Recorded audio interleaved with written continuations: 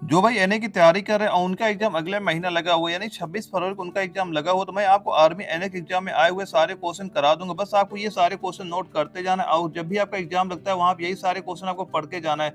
आपके एग्जाम में कोई भी क्वेश्चन आपका बाहर नहीं जाने वाला, बस आपको ये सारे क्वेश्चन नोट करते जाना है। वहीं दोस्तों ये पार्ट 19, अगर आपने पहले वाले पार्ट नहीं देखे हैं चैनल प्लेलिस्ट में जाकर पहले वाले पार्ट देख लेना और उन क्वेश्चनों को भी आप नोट कर लेना। तो वही स्टार्ट करते हैं और सॉल्व कराते हैं आपको एनए के एग्जाम में आए हुए इन क्वेश्चनों को। सबसे पहले हम आपको बायोलॉजी के 15 क्वेश्चन नोट कराने वाले हैं दोस्तों, ये सारे क्वेश्चन आप नोट करते जाना। और जो बायोलॉजी का हमारा पहला क्वेश्चन है, यह क्वेश्चन आपका आया था एआरओ नागपुर के 2016 के एनए के एग्जाम में पूछा गया था। और इसमें पूछा क्या गया था, इसमें पूछा गया था कि मूत्र निर्माण के प्रथम चरण में कोशिका गुच्छ जरिए रक्त का निस्यंद होता है और इसे क्या कहते हैं। और चार ऑप्शन क्या थे हमारे, पहला है हमारा राइजोफोरा, दूसरा है सिट्रिस, तीसरा है हमारा बोगेनेविलिया और चौथा क्या है, गुच्छ या गुच्छीय निस्यंदन। और तो इसका सही आंसर कितना हो जाएगा, इसका सही आंसर आपका हो जाएगा ऑप्शन नंबर डी, हमारा बिल्कुल सही हो जाएगा। यानी कि मूत्र निर्माण के प्रथम चरण में कोशिका गुच्छ जरिए रक्त का निस्यंद होता है और इसे क्या कहते हैं, इसे क्या बोलते हैं, इसे बोलते हैं गुच्छ या गुच्छीय निस्यंदन बोलते हैं। ऑप्शन नंबर डी हमारा बिल्कुल सही आंसर आपका हो जाएगा। और इसके बाद जो हमारा अगला क्वेश्चन है, क्वेश्चन नंबर 2 है और इसमें हमसे पूछा गया कि रक्त का स्कंदन या थक्का किससे बनता है। और जो हमारे चार ऑप्शन दिए हैं, पहला है हमारा फाइब्रिन धागे के जाल से, दूसरा है उप त्वचा से, तीसरा है झालर धागे के जाल से और चौथा है क्या, उपरोक्त तीनों। तो इसका सही आंसर कितना होगा, इसका सही आंसर आपका हो जाएगा ऑप्शन नंबर ए, हमारा बिल्कुल सही आंसर हो जाएगा। यानी रक्त का स्कंदन या थक्का किससे बनता है, ये किससे बनता है, यह बनता है हमारा फाइब्रिन धागे के जाल से बनता है। ऑप्शन नंबर ए हमारा बिल्कुल सही आंसर हो जाएगा। दोस्तों ये सारे क्वेश्चन काफी अच्छे लेवल के हैं जो कि आपके आर्मी एनए एग्जाम में देखने को मिल जाएंगे आपको। और इसके बाद हमारा अगला क्वेश्चन है, क्वेश्चन नंबर 3 है और इसमें हमसे पूछा गया है कि आकड़ कोशिका के प्रकार कौन से हैं। और जो हमारे चार ऑप्शन दिए हैं, पहला क्या हमारा लीफोसाइट, दूसरा है मोनोसाइट, तीसरा है उपरोक्त दोनों और चौथा क्या, दोनों गलत। तो इसका सही आंसर कितना हो जाएगा, इसका सही आंसर आपका हो जाएगा ऑप्शन नंबर सी, हमारा बिल्कुल सही आंसर हो जाएगा। आकड़ कोशिका के प्रकार कौन कौन से, आकड़ कोशिका प्रकार कौन से होते हैं, पहला तो हमारा लीफोसाइट भी होता है, दूसरा मोनोसाइट भी होता है। यानी जो उपरोक्त दोनों वाला ऑप्शन है वो हमारा बिल्कुल सही आंसर हो जाएगा, ऑप्शन नंबर सी हमारा बिल्कुल सही आंसर आपका हो जाएगा। और इसके बाद अगला क्वेश्चन है, क्वेश्चन नंबर 4 है और इसमें हमसे पूछा गया कि ल्यूकोसाइड को दो मुख्य श्रेणियों में बांटा गया है, वे कौन कौन से हैं। और यह क्वेश्चन आपका एआरओ लखनऊ के 2015 एनए के एग्जाम में आया हुआ था। और चार ऑप्शन क्या है हमारा, पहला ऑप्शन है हमारा ग्रेन्युलोसाइड, दूसरा है हमारा एग्रेनुलोसाइड और तीसरा है हमारा उपरोक्त दोनों और चौथा है दोनों गलत। तो इसका सही आंसर कितना होगा, इसका सही आंसर आपका हो जाएगा ऑप्शन नंबर सी, हमारा बिल्कुल सही आंसर हो जाएगा। यानी जो ल्यूकोसाइड को दो मुख्य श्रेणियों में बांटा गया, वे कौन कौन सी है, वे कौन कौन से हो जाएंगे, वो हमारा हो जाएगा ग्रेन्युलोसाइड भी हो जाएगा और एग्रेनुलोसाइड भी हो जाएगा। यानी हमारा उपरोक्त तो दोनों वाला ऑप्शन हमारा बिल्कुल सही हो जाएगा, ऑप्शन नंबर सी हमारा बिल्कुल सही आंसर इसका हो जाएगा। और इसके बाद हमारा अगला क्वेश्चन है, क्वेश्चन नंबर 5 है और इसमें हमसे पूछा गया कि पीयूष ग्रंथि 3 मुख्य भागों में विभक्त होती है, ये कौन कौन सी हैं। और चार ऑप्शन क्या हमारे, पहला है हमारा पार्स डिस्टेलिस, दूसरा है पार्स इंटरमीडिया और तीसरा है पार्स नवासा और चौथा क्या, उपरोक्त सभी। तो इसका सही आंसर कितना होगा, इसका सही आंसर आपका हो जाएगा ऑप्शन नंबर डी, हमारा बिल्कुल सही आंसर हो जाएगा। यानी पीयूष ग्रंथि 3 मुख्य भागों में विभक्त होती हुए कौन कौन सी होती है, वो तीनों होती है। यानी ऑप्शन नंबर डी हमारा बिल्कुल सही आंसर इसका आपका हो जाएगा।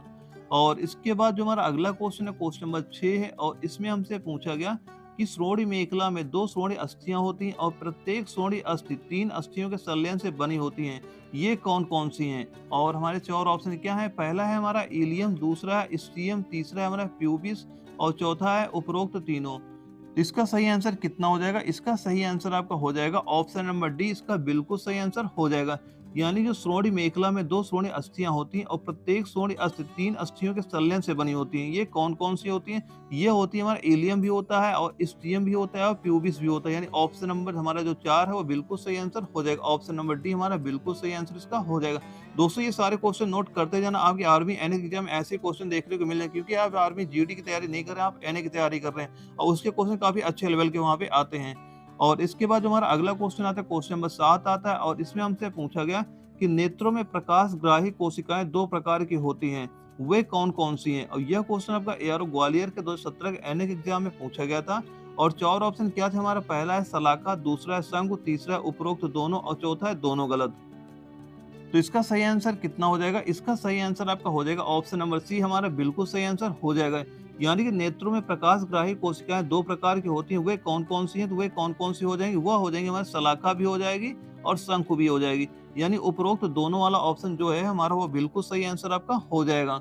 और इसके बाद जो हमारा अगला क्वेश्चन है क्वेश्चन नंबर 8 है और इसमें हमसे पूछा गया कि मैक्युला लुटिया के केंद्र में एक गर्त होता है और जिसे क्या कहते हैं?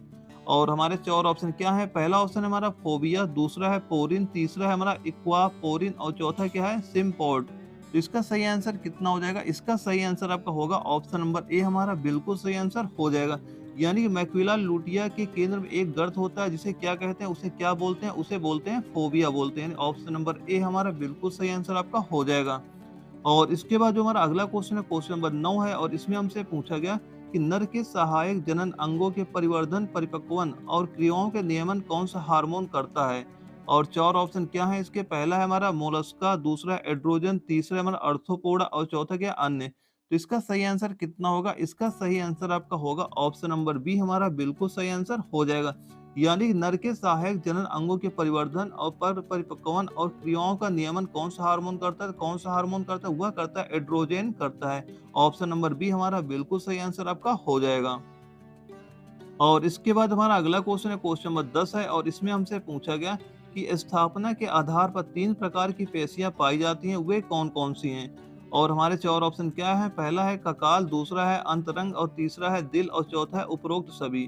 तो इसका सही आंसर कितना होगा? इसका सही आंसर आपका हो जाएगा ऑप्शन नंबर डी हमारा बिल्कुल सही आंसर हो जाएगा। यानी कि स्थापना के आधार पर 3 प्रकार की पेशियां पाई जाती हैं, वे कौन कौन सी हो जाएंगी? वह हो जाएगी ककाल भी हो जाएगी, अंतरंग भी हो जाएगी और दिल भी हो जाएगी। यानी जो उपरोक्त तो सभी वाला ऑप्शन है वो हमारा बिल्कुल सही आंसर इसका हो जाएगा। और इसके बाद जो हमारा अगला क्वेश्चन है क्वेश्चन नंबर 11 है और इसमें हमसे पूछा गया है कि पेशियों के कई विशेष गुण होते हैं, वे कौन कौन से हैं? और 4 ऑप्शन क्या है? हमारा पहला है हमारा उत्तेजनशीलता, दूसरा है संकुचनशीलता और तीसरा है प्रसाय एवं प्रत्यास्थता और चौथा क्या? उपरोक्त सभी। तो इसका सही आंसर कितना होगा? इसका सही आंसर हो जाएगा आपका ऑप्शन नंबर डी हमारा बिल्कुल सही आंसर हो जाएगा। यानी कि पेशियों के कई विशेष गुण होते हैं, वो कौन कौन से गुण होते हैं? यानी पेशियों के कौन से गुण होते हैं? पेशियों गुण होता है हमारा उत्तेजनशीलता भी होता है, संकुचनशीलता भी होता है और प्रसाय एवं प्रत्यास्थता भी होती है। यानी उपरोक्त सभी वाला ऑप्शन हमारा बिल्कुल सही आंसर आपका हो जाएगा। और इसके बाद हमारा अगला क्वेश्चन है क्वेश्चन नंबर 12 है और इसमें हमसे पूछा गया है कि जीवों के जरिए उत्सर्जित नाइट्रोजनी अपशिष्टों में सबसे अधिक टॉक्सिन कौन सा है?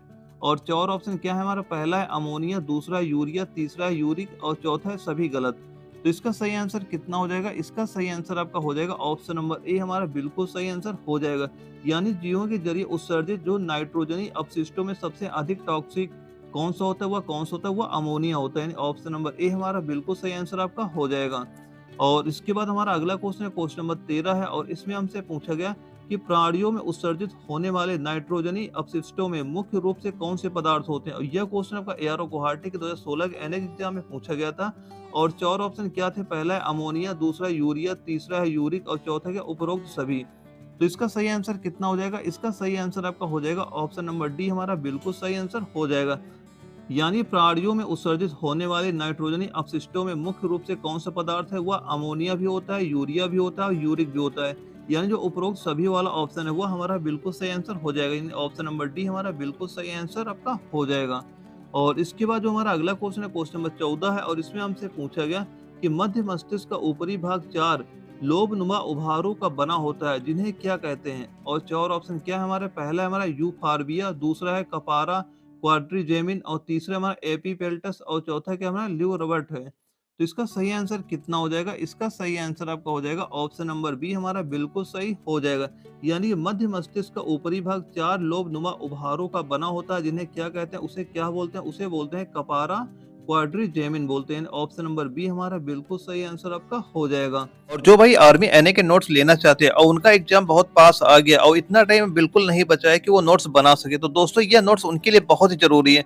हम आपको इस नोट्स में बायोलॉजी के, केमिस्ट्री के, फिजिक्स के और जीके जीएस के इन सभी के एनए के एग्जाम में आए हुए सभी के 1,000 क्वेश्चन से ज्यादा आपको प्रोवाइड कराएंगे। और सभी सब्जेक्ट के नोट्स यानी जैसे बायोलॉजी हो गया, हमारा केमिस्ट्री हो गया, मैथ हो गया, इन सभी के नोट्स आपको हैंड राइटिंग में प्रोवाइड करा दूंगा। वहीं दोस्तों अगर आप ये नोट्स तैयार कर लेते हैं तो आप 40 से ज्यादा क्वेश्चन बहुत ही आसानी से कर सकते हैं। तो देर किस बात की, दिए गए व्हाट्सएप नंबर पर अभी संपर्क करें। और इसके बाद हमारा जो अगला क्वेश्चन है क्वेश्चन नंबर 15 है और इसमें हमसे पूछा गया कि आंख के लेंस के सामने आइरिस से घिरा छिद्र क्या कहलाता है? और यह क्वेश्चन आपका एआरओ मेरठ के 2016 के एनएक एग्जाम में पूछा गया था। और 4 ऑप्शन क्या थे इसके, पहला है हमारा स्पे गनमन, और दूसरा हमारा लाइकेजेज, और तीसरा हमारा लाइजेजेज, और चौथा क्या है प्यूपिल। तो इसका सही आंसर कितना हो जाएगा, इसका सही आंसर आपका होगा ऑप्शन नंबर डी हमारा बिल्कुल सही हो जाएगा।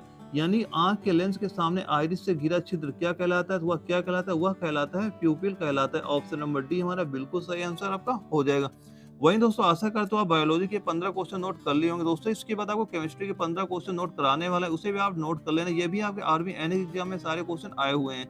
और जो कि हमारा केमिस्ट्री का पहला क्वेश्चन है यानी क्वेश्चन नंबर 16 है, और इसमें हमसे पूछा गया कि पारदर्शी साबुन के निर्माण में उपयोग में लाया जाता है। और यह क्वेश्चन आपका एआरओ गया के 2017 के एनएक एग्जाम में पूछा गया था। और इसके जो 4 ऑप्शन दिए गए हैं, पहला ऑप्शन हमारा एथिलॉन, दूसरा है फिनॉल, तीसरा है मोम, और चौथा है सिरका। तो इसका सही आंसर कितना हो जाएगा, इसका सही आंसर आपका हो जाएगा ऑप्शन नंबर ए हमारा बिल्कुल सही आंसर हो जाएगा। यानी पारदर्शी साबुन के निर्माण में उपयोग में लाया जाता है, तो क्या लाया जाता है, वह एथेलॉन लाया जाता है। ऑप्शन नंबर ए हमारा बिल्कुल सही आंसर हो जाएगा। ये सारे क्वेश्चन नोट करना, आपके एनएक एग्जाम में यही सारे क्वेश्चन वहां पे देखने को आपको मिल जाएंगे। और अगला क्वेश्चन हमारा क्वेश्चन नंबर 17 है, और इसमें हमसे पूछा गया कि डेक्रोन एक संश्लेषित रेशा है, इसके निर्माण में प्रयुक्त होने वाले एकलक हैं। और हमारे 4 ऑप्शन क्या थे, और पहला ऑप्शन हमारा फिनाल तथा 1,3 ब्यूटाइन, दूसरा हमारा नियोप्रिन तथा फिनॉल, और तीसरा हमारा एथिलीन ग्लाइकॉल तथा टेरेफेक्लिक अम्ल, और चौथा क्या, इनमें से कोई नहीं। तो इसका सही आंसर कितना होगा, इसका सही आंसर आपका हो जाएगा ऑप्शन नंबर सी हमारा बिल्कुल सही आंसर हो जाएगा। यानी कि डेक्रोन एक संश्लेषित रेशा है, इसके निर्माण में प्रयुक्त होने वाले एकलक हैं। तो कौन कौन से होते हैं, वह होता है हमारा एथिलीन होता है, ग्लाइकॉल होता है तथा टेरेफेक्लिक अम्ल होता है। यानी ऑप्शन नंबर सी हमारा बिल्कुल सही आंसर आपका हो जाएगा। और इसके बाद जो हमारा अगला क्वेश्चन है क्वेश्चन नंबर 18 है, और इसमें हमसे पूछा गया कि प्राकृतिक रबर का मुख्य घटक कौन सा है। और यह क्वेश्चन आपका एआरओ अहमदनगर के 2018 के एनएक एग्जाम में पूछा गया था। और 4 ऑप्शन क्या दिए गए थे, पहला था आइसोप्रीन, दूसरा स्टाइरिन, तीसरा है क्लोरोप्रीन, और चौथा क्या, इनमें से कोई नहीं। तो इसका सही आंसर कितना होगा, इसका सही आंसर आपका होगा ऑप्शन नंबर ए हमारा बिल्कुल सही हो जाएगा। यानी प्राकृतिक रबर का मुख्य घटक कौन सा होता है, तो मुख्य घटक कौन सा हो जाएगा, वह हो जाएगा हमारा आइसोप्रीन हो जाएगा। ऑप्शन नंबर ए हमारा बिल्कुल सही आंसर आपका हो जाएगा। और इसके बाद हमारा अगला क्वेश्चन है क्वेश्चन नंबर 19 है, और इसमें हमसे पूछा गया कि नायलॉन 6 के निर्माण में प्रयुक्त होती है। और इसके 4 ऑप्शन क्या है, पहला हमारा एडिपिक अम्ल, दूसरा है एथिलीन, तीसरा हमारा केप्रोलेक्टम, और चौथा क्या, विनाइल क्लोराइड। तो इसका सही आंसर कितना होगा, इसका सही आंसर आपका हो जाएगा ऑप्शन नंबर सी हमारा बिल्कुल सही हो जाएगा। यानी कि नायलॉन 6 के निर्माण में प्रयुक्त होती है, तो क्या प्रयुक्त होती है, उसमें प्रयुक्त होती है केप्रोलेक्टम प्रयुक्त होती है। ऑप्शन नंबर सी हमारा बिल्कुल सही आंसर आपका हो जाएगा। और इसके बाद जो हमारा अगला क्वेश्चन है क्वेश्चन नंबर 20 है, और इसमें हमसे पूछा गया कि प्रोड्यूसर गैस का मुख्य घटक है। और यह क्वेश्चन आपका एआरओ लखनऊ के 2017 के एनएक एग्जाम में पूछा गया था। और 4 ऑप्शन क्या थे इसमें, पहला ऑप्शन हमारा है कार्बन मोनोऑक्साइड एवं नाइट्रोजन, दूसरा है कार्बन मोनोऑक्साइड एवं हाइड्रोजन, तीसरा है हमारा नाइट्रोजन एवं ऑक्सीजन, और चौथा क्या है, कार्बन डाइऑक्साइड एवं नाइट्रोजन। तो इसका सही आंसर कितना हो जाएगा, इसका सही आंसर आपका हो जाएगा ऑप्शन नंबर ए हमारा बिल्कुल सही आंसर हो जाएगा। यानी प्रोड्यूसर गैस का मुख्य घटक क्या है, तो कार्बन मोनोऑक्साइड एवं नाइट्रोजन इसके मुख्य घटक होते हैं। ऑप्शन नंबर ए हमारा बिल्कुल सही आंसर आपका हो जाएगा। और इसके बाद हमारा अगला क्वेश्चन आता है क्वेश्चन नंबर 21 आता है, और इसमें हमसे पूछा गया कि निम्नलिखित में से कार्बन का कौन सा अपरूप स्नेहक का कार्य करता है। यह क्वेश्चन एआरओ आगरा के 2016 के एनएक एग्जाम में पूछा गया था। और 4 ऑप्शन क्या है, पहला है ग्रेफाइट, दूसरा हीरा, तीसरा है फुलरीन, और चौथा है फुलरीन एवं ग्रेफाइट। तो इसका सही आंसर कितना होगा, इसका सही आंसर आपका हो जाएगा ऑप्शन नंबर ए हमारा बिल्कुल सही हो जाएगा। यानी निम्नलिखित में से कार्बन का कौन सा अपरूप स्नेहक का कार्य करता है, तो कौन सा करता है, वह करता है ग्रेफाइट करता है। यानी ऑप्शन नंबर ए हमारा बिल्कुल सही आंसर आपका हो जाएगा। और इसके बाद हमारा अगला क्वेश्चन है क्वेश्चन नंबर 22 है, और इसमें हमसे पूछा गया कि हीरे की संरचना किस प्रकार की होती है। और इसके जो 4 ऑप्शन दिए गए हैं, पहला है चतुष्फलकी, और दूसरा है षटकोणीय, और तीसरा है अष्टकल्पी, और चौथा है वर्गाकार। तो इसका सही आंसर कितना होगा, इसका सही आंसर आपका होगा ऑप्शन नंबर ए हमारा बिल्कुल सही आंसर आपका हो जाएगा। यानी हीरे की संरचना किस प्रकार की होती है, कैसी होती है, वह चतुष्फलकी होती है। ऑप्शन नंबर ए हमारा बिल्कुल सही आंसर आपका हो जाएगा। और इसके बाद जो हमारा अगला क्वेश्चन है क्वेश्चन नंबर 23 है, और इसमें हमसे पूछा गया है कि कार्बन का परमाणु क्रमांक क्या है। और यह क्वेश्चन आपका एआरओ लखनऊ के 2015 के एनएक एग्जाम में पूछा गया था। और इसके जो 4 ऑप्शन दिए गए हैं, पहला है 4, दूसरा है 6, तीसरा है 8, और चौथा है 12। तो इसका सही आंसर कितना हो जाएगा, इसका सही आंसर आपका हो जाएगा ऑप्शन नंबर बी हमारा बिल्कुल सही आंसर हो जाएगा। यानी कार्बन का परमाणु क्रमांक क्या है, तो कार्बन परमाणु क्रमांक कितना होता है, वो 6 होता है। यानी ऑप्शन नंबर बी हमारा बिल्कुल सही आंसर आपका हो जाएगा। और इसके बाद हमारा अगला क्वेश्चन है, क्वेश्चन नंबर 24 है, और इसमें हमसे पूछा गया कि जैव उत्प्रेरक का उदाहरण निम्न में से कौन सा है। और हमारे 4 ऑप्शन क्या है, पहला है वसा, दूसरा है कार्बोहाइड्रेट, तीसरा एंजाइम और चौथा है इनमें से कोई नहीं। तो इसका सही आंसर कितना हो जाएगा, इसका सही आंसर आपका हो जाएगा ऑप्शन नंबर सी, हमारा बिल्कुल सही आंसर आपका हो जाएगा। यानी जैव उत्प्रेरक का उदाहरण निम्न में से कौन सा है, तो कौन सा हो जाएगा, हमारा एंजाइम हो जाएगा। ऑप्शन नंबर सी हमारा बिल्कुल सही आंसर आपका हो जाएगा। और इसके बाद हमारा अगला क्वेश्चन, क्वेश्चन नंबर 25 है, और इसमें हमसे पूछा गया है कि निम्नलिखित में से कौन सा उत्प्रेरक का गुण नहीं है। और 4 ऑप्शन क्या है, पहला है हमारा उत्प्रेरक की अल्प मात्रा ही अभिक्रिया के वेग को परिवर्तित कर सकती है, और दूसरा है उत्प्रेरक की भौतिक अवस्था बदल सकती है, और तीसरा है उत्प्रेरक की रासायनिक प्रकृति में कोई परिवर्तन नहीं होता है, और चौथा है उत्प्रेरक अभिक्रिया के प्रारंभ करता है। तो इसका सही आंसर कितना हो जाएगा, इसका सही आंसर आपका ऑप्शन नंबर डी हमारा बिल्कुल सही आंसर हो जाएगा। यानी कि जो कौन सा है जो उत्प्रेरक का गुण नहीं है, तो केवल जो ये ऑप्शन नंबर डी है, यही केवल उत्प्रेरक का गुण नहीं है हमारा। यानी कि उत्प्रेरक अभिक्रिया को प्रारंभ करता है, यानी जो उत्प्रेरक हो ये किसी भी अभिक्रिया को प्रारंभ नहीं कर सकता है, केवल ये परिवर्तन ही कर सकते हैं। ऑप्शन नंबर डी हमारा बिल्कुल सही आंसर हो जाएगा। और इसके बाद जो हमारा अगला क्वेश्चन है, क्वेश्चन नंबर 26 है, और इसमें हमसे पूछा गया कि उत्प्रेरक का कार्य किसी अभिक्रिया के वेग को, और यह क्वेश्चन आपका एआरओ ग्वालियर के 2018 के एनएक एग्जाम में पूछा गया था। और इसके जो 4 ऑप्शन दिए गए हैं, पहला ऑप्शन हमारा है घटाना है, दूसरा है परिवर्तित करना है, तीसरा है अपरिवर्तित करना है, और चौथा क्या इनमें से कोई नहीं। तो इसका सही आंसर कितना हो जाएगा, इसका सही आंसर आपका हो जाएगा ऑप्शन नंबर बी हमारा बिल्कुल सही हो जाएगा। यानी उत्प्रेरक का कार्य किसी अभिक्रिया के वेग को क्या करना होता है, वह होता है परिवर्तित करना। यानी ये घटा भी सकता है, बढ़ा भी सकता है। यानी ऑप्शन नंबर बी हमारा बिल्कुल सही आंसर आपका हो जाएगा। और इसके बाद अगला क्वेश्चन क्या है, हमारा क्वेश्चन नंबर 27 है, और इसमें हमसे पूछा गया कि चांदी के आभूषणों को लंबे समय बाद काला पड़ जाना प्रक्रिया है। यह क्वेश्चन आपका एआरओ अहमदनगर के 2015 के एनएक एग्जाम में पूछा गया था। और 4 ऑप्शन क्या है हमारे, पहला है रासायनिक, दूसरा है भौतिक, तीसरा ऑक्सीकरण एवं रासायनिक, और चौथा क्या अपचयन। तो इसका सही आंसर कितना हो जाएगा, इसका सही आंसर आपका हो जाएगा ऑप्शन नंबर सी हमारा बिल्कुल सही हो जाएगा। यानी चांदी के आभूषणों को लंबे समय बाद काला पड़ जाना कैसी प्रक्रिया होती है, तो कैसी प्रक्रिया होती है, वह होती है हमारे ऑक्सीकरण एवं रासायनिक प्रक्रिया होती है। ऑप्शन नंबर सी हमारा बिल्कुल सही आंसर हो जाएगा। दोस्तों ये सारे क्वेश्चन नोट करते जाना, आप एग्जाम में इसी तरह क्वेश्चन वहाँ एनएक में देखने को मिल जाएंगे आपको वहाँ पे। और इसके बाद हमारा अगला क्वेश्चन है, क्वेश्चन नंबर 28 है, और इसमें हमसे पूछा गया है कि शुद्ध जल में विद्युत प्रवाहित करने पर यह हाइड्रोजन और ऑक्सीजन गैसों में बदल जाता है, यह कौन सी अभिक्रिया का उदाहरण है। और हमारे 4 ऑप्शन क्या है, पहला है संश्लेषण, दूसरा है ऑक्सीजन, और तीसरा है विद्युत अपघटन, और तीसरा है अपचयन। तो इसका सही आंसर कितना हो जाएगा, इसका सही आंसर आपका हो जाएगा ऑप्शन नंबर सी हमारा बिल्कुल सही आंसर आपका हो जाएगा। यानी शुद्ध जल में विद्युत प्रवाहित करने पर यह हाइड्रोजन और ऑक्सीजन गैसों में बदल जाता है, यह कौन सी अभिक्रिया होती है, यह कौन सी अभिक्रिया हो जाएगी, यह हो जाएगी हमारे विद्युत अपघटन अभिक्रिया हो जाएगी। यानी ऑप्शन नंबर सी हमारा बिल्कुल सही आंसर आपका हो जाएगा। और उसके बाद हमारा अगला क्वेश्चन है, क्वेश्चन नंबर 29 है, और इसमें हमसे पूछा गया कि लोहे पर जंग लगना उदाहरण है। और यह क्वेश्चन एआरओ बनारस के 2017 के एनएक एग्जाम में पूछा गया था। और 4 ऑप्शन क्या इसके दिए गए, पहला है हमारा विश्लेषण अभिक्रिया का, दूसरा है तीव्र अभिक्रिया का, तीसरा है ऑक्सीकरण अभिक्रिया का, और चौथा है संश्लेषण अभिक्रिया का संश्लेषण। तो इसका सही आंसर कितना हो जाएगा, इसका सही आंसर आपका हो जाएगा ऑप्शन नंबर सी हमारा बिल्कुल सही आंसर आपका हो जाएगा। यानी लोहे पर जंग लगना कैसा उदाहरण होता है, यह होता है ऑक्सीकरण अभिक्रिया का उदाहरण होता है। ऑप्शन नंबर सी हमारा बिल्कुल सही आंसर आपका हो जाएगा। और इसके बाद हमारा अगला क्वेश्चन है, क्वेश्चन नंबर 30 है, और इसमें हमसे पूछा गया है कि कार्बन मोनोऑक्साइड को अधिक सूंघने पर मौत हो सकती है क्योंकि। और यह क्वेश्चन आपका एआरओ जयपुर के 2018 के एनएक एग्जाम में पूछा गया था।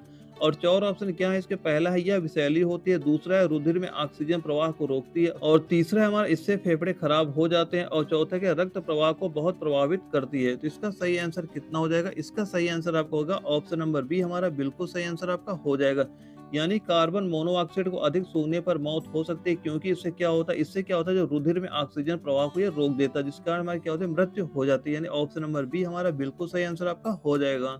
वही दोस्तों आशा करता हूं हमने केमिस्ट्री के 15 क्वेश्चन नोट कर लिए होंगे दोस्तों। इसके बाद आपको मैथमेटिक्स के 5 क्वेश्चन नोट कराने वाला हूं जो कि आपके आर्मी एनएक एग्जाम में पूछे गए हैं। दोस्तों ये सारे मैथ के क्वेश्चन इंपॉर्टेंट, ये भी क्वेश्चन आप नोट करते जाना। और जो मैथ का हमारा पहला क्वेश्चन है, इसमें हमसे पूछा गया है कि ए और बी किसी काम को 15 दिन और 10 दिन में कर सकते हैं, और दोनों ने काम शुरू किया और 2 दिन बाद बी ने काम छोड़ दिया, तो काम खत्म होने में कुल कितना समय लगेगा। दोस्तों जैसे मैं क्वेश्चन सॉल्व करना हूं, आपको भी एग्जाम में ऐसे क्वेश्चन सॉल्व करना, तभी आपको वहां पे टाइम आपका बच पाएगा। सबसे पहले आपको क्या करना है, सबसे पहले लिख लेना है कि एक ए हो गया हमारा, एक बी हो गया। एक काम करता है 15 दिन में करता है, दूसरा करता है 10 दिन में करता है, ऐसे लिख लेना। उसके बाद दोनों का एलसीएम ले लेना। एलसीएम कितना हो जाएगा, दोनों का 30 हो जाएगा। तो सिंपल सा आप क्या करना है, जो 15 है उसको एलसीएम से भाग करो, कितना आ जाएगा, 15 दूना 30 आ जाएगा, यहाँ पे लिख देंगे। और 10 को हम 30 से भाग करेंगे, कितना आ जाएगा हमारा, 3 हो जाएगा। यानी जो ए है वो एक दिन में 2 काम करता है, जो बी है हमारा वो एक दिन में 3 काम करता है। और अगर दोनों का काम मिला दिया तो एक दिन में कितना काम होगा, एक दिन में काम होता है 5 होता है। और इसमें क्या होता है, जो 2 दिन तो दोनों ने मिलके काम किया है। अब ये एक दिन में अगर 5 काम कर रहे हैं, 2 दिन में कितना काम करेंगे, 2 दिन में ये काम करेंगे 10 काम करेंगे। यानी कि 10 काम तो दोनों ने मिलके साथ कर लिया, और शेष काम कितना बचा है, और टोटल काम हमारा 30 था और 10 काम तो हो गया हमारा, शेष काम कितना बचा, शेष काम हमारा बचा है 20 काम हमारा शेष बचा है। अब क्या होगा, जो बी तो काम छोड़ के चला गया, अब ये शेष कार्य कौन करेगा, ये शेष कार्य करेगा ए करेगा। यानी जो ए है हमारा वो एक दिन में कितना कार्य करता है, वो एक दिन में करता है 2 कार्य करता है, तो 20 कार्य करने में कितना समय लेगा, इसे 2 से भाग करेंगे, कितना समय ले रहा है, वो 10 काम समय ले रहा है। और क्वेश्चन से पूछ क्या रहा है, कुल कितना समय लगेगा। यानी 2 दिन तो उन लोगों ने साथ ही काम किया था, और उसके बाद ए जो है वो अकेले कितना काम किया, वो किया है 10 दिन तो उसने अकेले काम किया है। तो कुल समय कितना हो जाएगा हमारा, कुल समय हमारा हो जाएगा यानी 2 और प्लस 10, यानी कुल समय कितना हो जाएगा, कुल समय हमारा हो जाएगा 12 दिन। यानी तो इसका सही आंसर कितना हो जाएगा, इसका सही आंसर आपका हो जाएगा ऑप्शन नंबर ए, हमारा बिल्कुल सही आंसर हो जाएगा आपका। यानी कि कुल कितना समय लगेगा, कुल हमारा समय लगेगा 12 दिन का, कुल समय लगेगा, ऑप्शन नंबर ए हमारा बिल्कुल सही आंसर आपका हो जाए। दोस्तों आपको एग्जाम में इसी तरह इस क्वेश्चन को सॉल्व करना है आपको वहाँ पे। और इसके बाद जो हमारा अगला क्वेश्चन है, क्वेश्चन नंबर हमारा 32 आता है, और इसमें हमसे पूछा गया है कि यदि कोई धन 5 वर्ष में अपने आप का 3 गुना हो जाता है, दर कितनी होगी। दोस्तों जिस तरह ये क्वेश्चन मैं सॉल्व करा रहा हूँ, आपको भी एग्जाम में ऐसे क्वेश्चन सॉल्व करना, और ये क्वेश्चन आपको नोट कर लेना है। सबसे यानी जो हमारा धन है वो कितने गुना हो रहा है, वो 3 गुना हो रहा है। यानी जो अगर एक हमारा रुपया था, 1 रुपये से कितना हो गया, 3 गुना, 3 हो गया। तो कितना ब्याज मिल गया हमारा, कितना मिल गया, 2 मिल गया है। यानी कितनी वृद्धि हुई हमारी, अगर टोटल प्रतिशत वृद्धि निकालेंगे, यानी कि 1 रुपया था हमारे पास, 1 से बढ़ के 2 हो गया। और प्रतिशत में निकालेंगे, कितना कर देंगे, 100 से गुणा कर देंगे। यहाँ से कितना हो गया हमारा, 200% हमारा वृद्धि हो गया। लेकिन इसमें जो हमारा दर पूछता है, दर हमारा क्या होता है, वार्षिक होता है। लेकिन जो हमारी ये वृद्धि हुई, ये कितनी वृद्धि हुई, ये हमारी हुई 5 वर्ष की वृद्धि हुई। तो दर हमेशा 1 वर्ष का होता है। सीधा क्या करेंगे, इसको जो हमारा 200% आया है, इसे हम 5 से हम कर देंगे भाग। तो काटेंगे, कितना आएगा हमारा, आ जाएगा 5 दूनी 10, यानी 20% आ गए। यही हमारा क्या हो जाएगा, आंसर हो जाएगा। यानी दर कितनी निकल के आ जाएगी, दर हमारी निकल के आ जाएगी 20% हमारा दर निकल आएगा। यानी ऑप्शन नंबर ए हमारा बिल्कुल सही आंसर हो जाएगा। दोस्तों आपको एग्जाम में ऐसे ही इस क्वेश्चन को सॉल्व करना है वहां पे।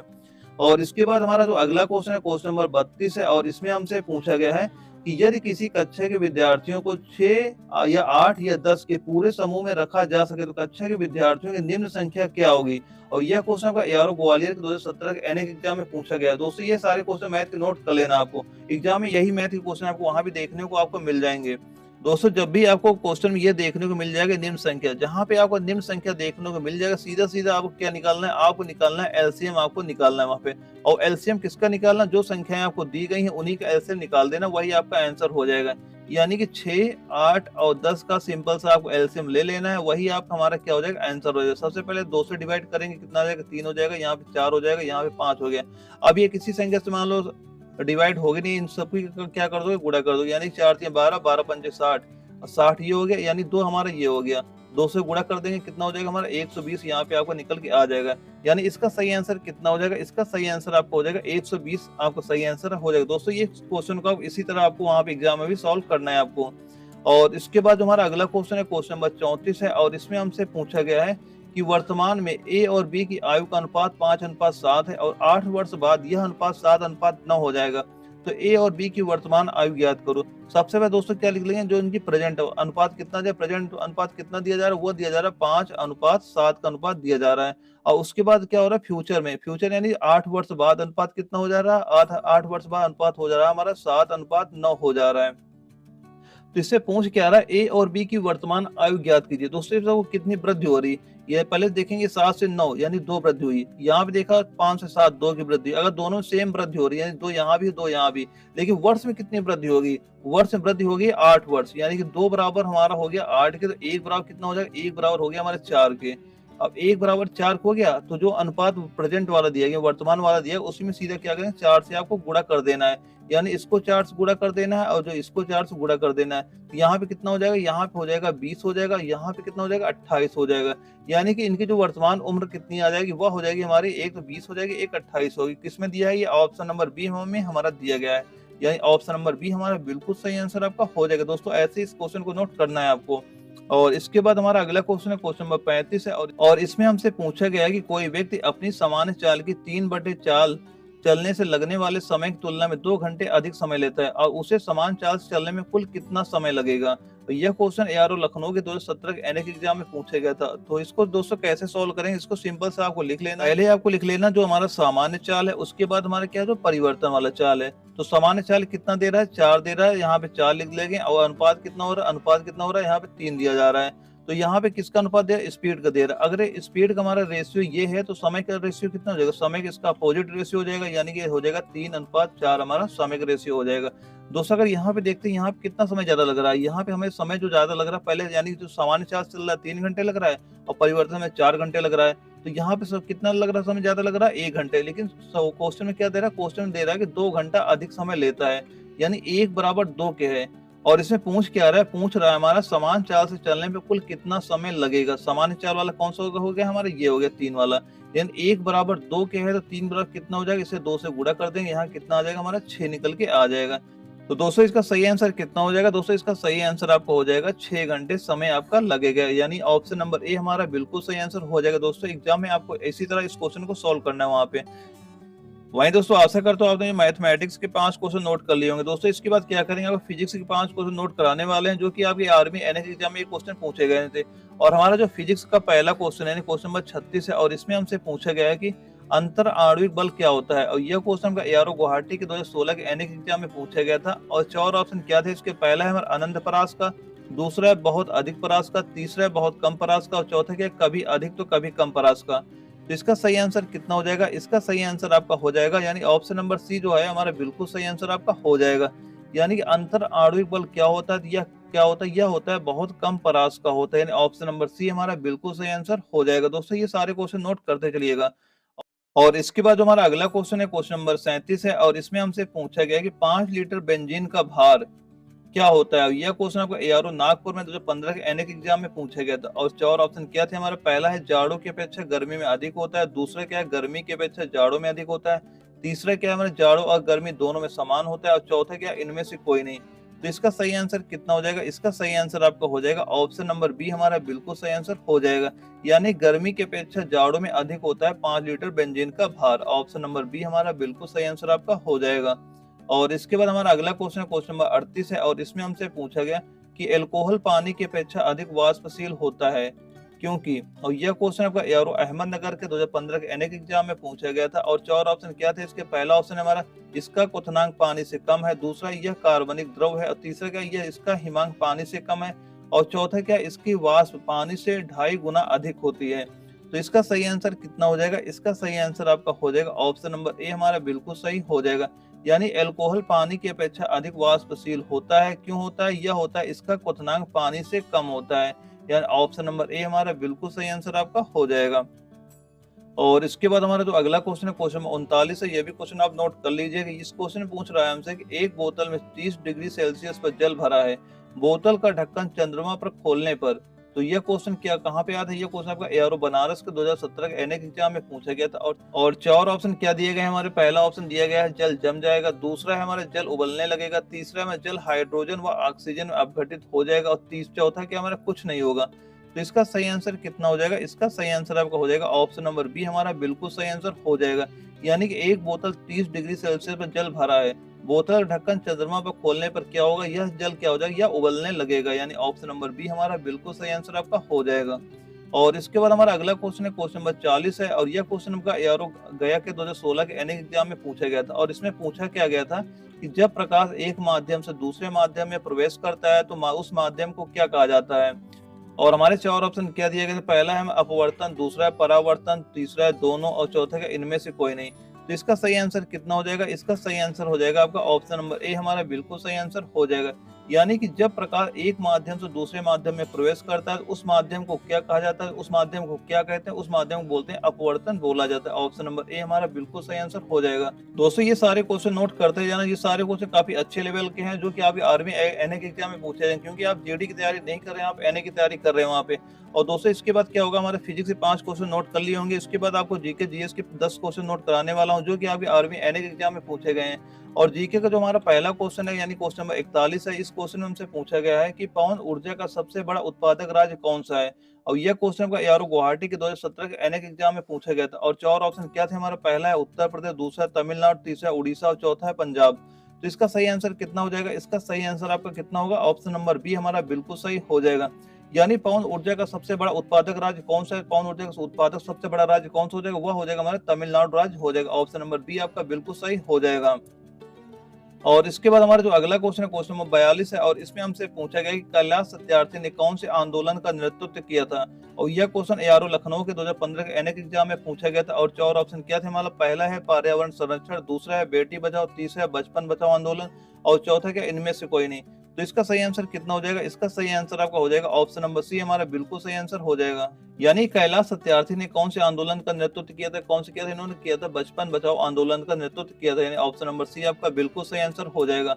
और इसके बाद अगला क्वेश्चन हमारा क्वेश्चन नंबर 43 है, और इसमें हमसे पूछा गया कि 17वां रेलवे जोन कौन सा है। यह क्वेश्चन आपका एआरओ भोपाल के 2017 के एनएक एग्जाम में पूछा गया था। और चार ऑप्शन क्या है इसके, पहला है मेट्रो रेलवे कोलकाता, दूसरा है दिल्ली मेट्रो, तीसरा लखनऊ मेट्रो और चौथा क्या बेंगलोर मेट्रो। तो इसका सही आंसर कितना हो जाएगा, इसका सही आंसर आपका हो जाएगा ऑप्शन नंबर ए हमारा बिल्कुल सही आंसर हो जाएगा। यानी 17वां रेलवे जोन कौन सा है, तो वह कौन सा हो जाएगा, वह हो जाएगा हमारा मेट्रो रेलवे कोलकाता। यानी ऑप्शन नंबर ए हमारा बिल्कुल सही आंसर आपका हो जाएगा।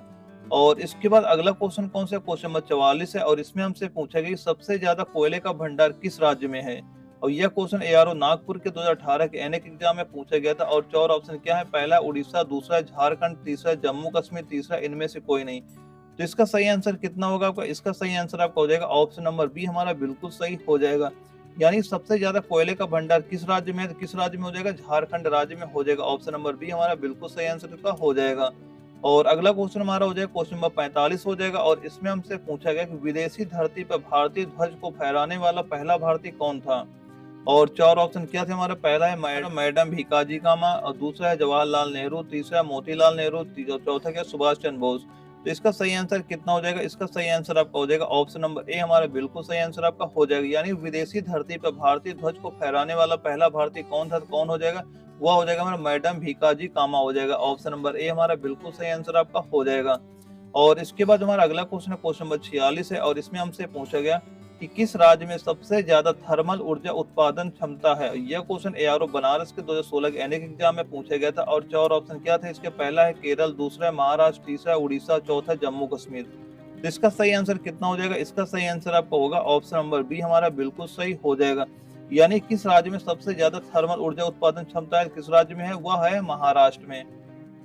यानी ऑप्शन नंबर बी हमारा बिल्कुल सही आंसर आपका हो जाएगा। और इसके बाद हमारा जो अगला क्वेश्चन है क्वेश्चन नंबर 47 है, और इसमें हमसे पूछा गया कि किस अनुच्छेद के तहत राज्य के अधीन किसी पद पर नियोजन की नियुक्ति से संबंधित विषयों में सभी नागरिकों के लिए अवसर की समानता है।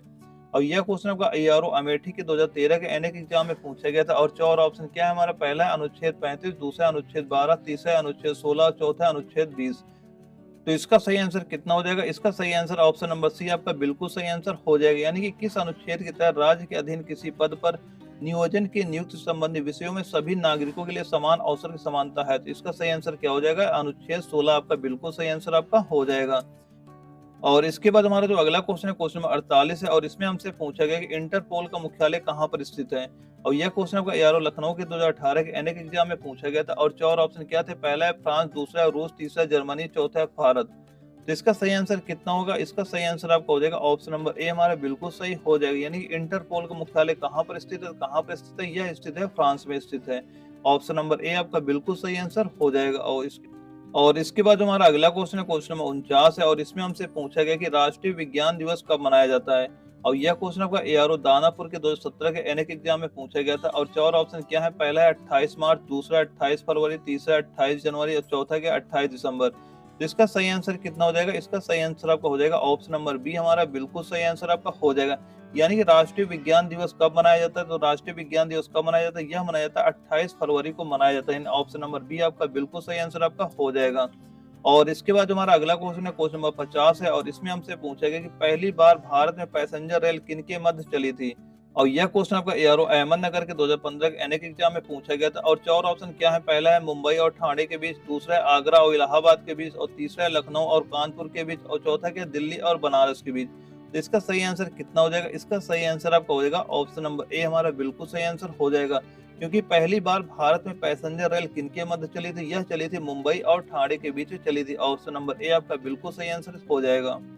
वही दोस्तों आपको क्वेश्चन को जितनी जल्दी जल्दी इसलिए कराता हूँ ताकि जो आपका टाइम हो टाइम आपका वेस्ट ना हो, क्योंकि आपके पास ज्यादा टाइम बचा नहीं, आपका एग्जाम 26 फरवरी को लगा हो। दोस्तों ये सारे जो क्वेश्चन नोट करा रहा हूँ, ये सारे क्वेश्चन नोट करते जाना और जब भी एग्जाम लगता है आपको ये सारे क्वेश्चन तैयार करके आपको जाना है।